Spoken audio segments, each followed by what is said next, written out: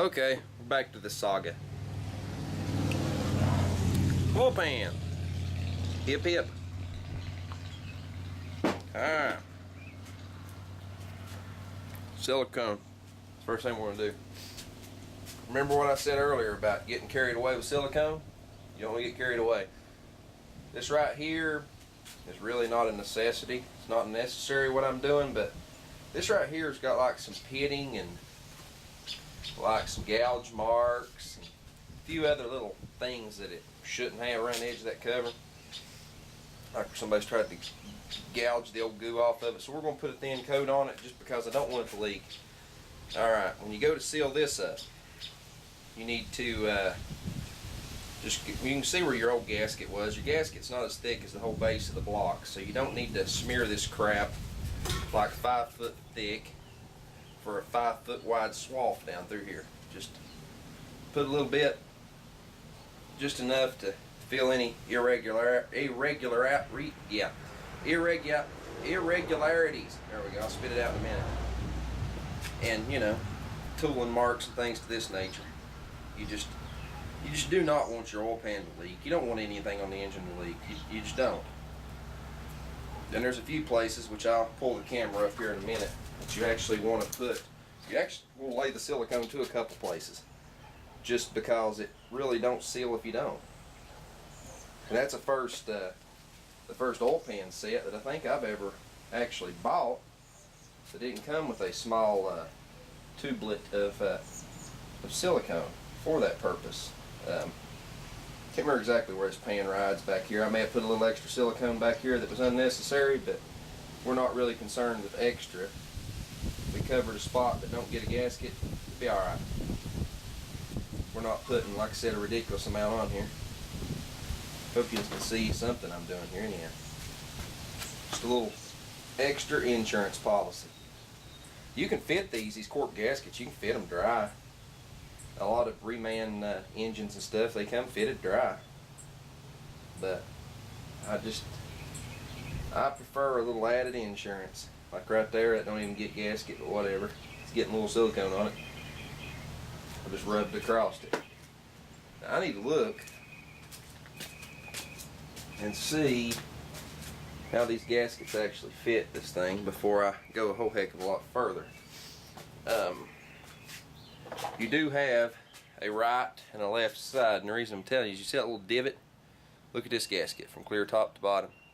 It don't have it. This is your driver's side right here. This little divot goes back here. Don't let me forget that in there. This little divot goes back here at the back, at the oil filter, is where it goes. You're in my way. Lay down on there. Looks good to me. It's getting there. I'm going to lay that down. Get it in place. Get it kind of stuck to the silicone good. There we go. That side is on. Then we're going to grab this other side. And on these, as a rule, you'll see here in a minute, you've got two ways that the gasket can actually go, even though only one is correct, if you look. And I believe I am right here. Yep, I'm right. Had to look for a minute. It's kind of strange how these gaskets fit these things, and what's right and what's wrong. But you can tell, you can see it, the curvature, how it fits, how the pan curves around.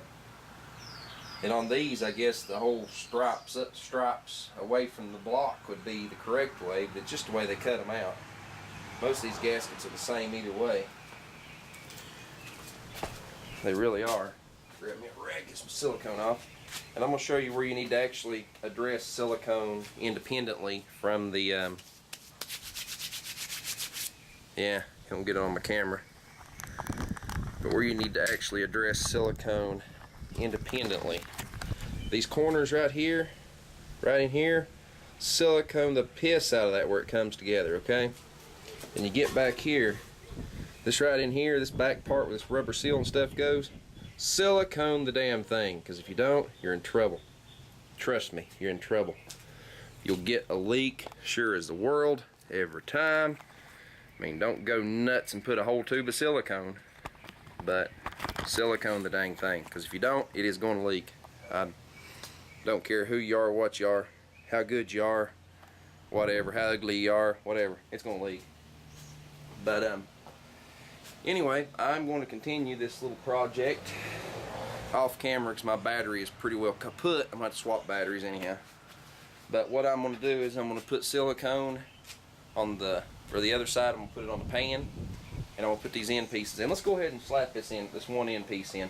They pretty much go all the same way. Do I have the right end piece? Yep, I do. They've got these little nipples that go in to the cover. If you see anything, they kind of stretch and stick in there. You got to get them just right, and they fit just right. And I'll show you what the reason I'm doing this real quick before my battery runs out, before I change it, is because I probably won't video the whole putting this on. But this gasket, you guessed it, this all comes together right here. There's another little tab, sticks in the block. That all goes together. And where those gaskets come together, all this area right here needs to be siliconed. If you don't, it will leak. This gasket comes together.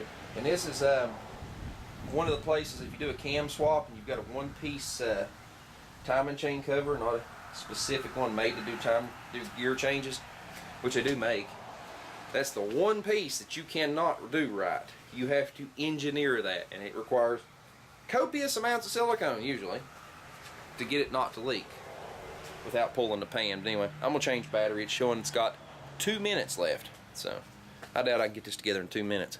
We'll swap a battery. I'll show you once I get it set down on there.